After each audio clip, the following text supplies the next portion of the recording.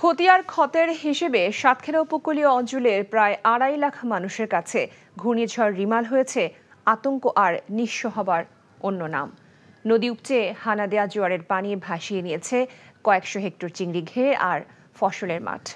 সাতক্ষীরা থেকে আয়নাল আহমেদের ছবিতে হাসান মাহমুদের রিপোর্ট।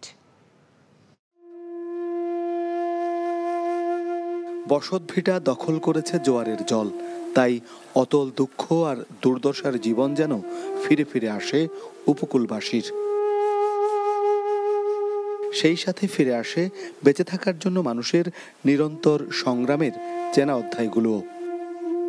রবিবার দিন খাইছি আর আজ সকালে দুটো জাল দেখা শুনবেন ঘর দোর সব ভেঙে তো গুচ্ছুন লই গে। বিদ্যুৎ তো আপনার 2-3 দিন ছিল না। আইলা, আমপান, সিডরের মতো রিমালও সাতক্ষীরার উপকূলবাসীর বুকে টেনে দিয়েছে কষ্টের দাগ। ঝড়ে উড়ে গেছে বসতভিটা, ভেঙে গেছে গাছ, ভেসে গেছে মাছ, আর ঢলের ঢেউ হয়েছে কান্নার কারণ।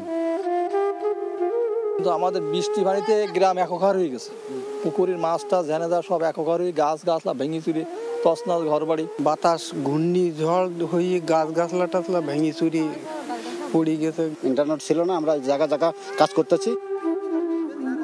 নদীর পানি উপচে বসতভিটা প্লাবিত করলেও শ্যামনগর, আশাশুনি, কালীগঞ্জের শেষ রক্ষা হয়েছে বাঁধে। প্রশাসনের হিসেবে সাতক্ষীরার 200 হেক্টর মাছের ঘের ক্ষতিগ্রস্ত হয়েছে। জমির ফসল নষ্ট হয়েছে 204 হেক্টর, আর ক্ষতিগ্রস্ত মানুষের সংখ্যা প্রায় 2.5 লাখেরও বেশি। জেলার 43টি ইউনিয়নের মানুষ সরাসরি ক্ষতিগ্রস্ত হয়েছে রিমালের ভয়াল আক্রমণে। বসতভিটা দখল করেছে জোয়ারের জল, তাই অতল দুঃখ আর দুর্দশার জীবন যেন ফিরে ফিরে আসে উপকূলবাসীর।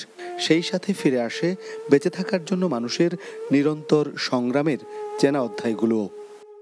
বছর বছর ঘূর্ণিঝড়, সাইক্লোন এমন প্রাকৃতিক দুর্যোগের সাথে মোকাবেলা করেই উপকূলের মানুষ বেঁচে থাকে, জীবন পার করে, সংগ্রাম করে। এবারও তার ব্যতিক্রম নয়। তাই রিমাল যে ক্ষতচিহ্ন রেখে গেছে, সেই চিহ্ন মুছে তারা আবারও ঘুরে দাঁড়াবার প্রত্যয় রয়েছে।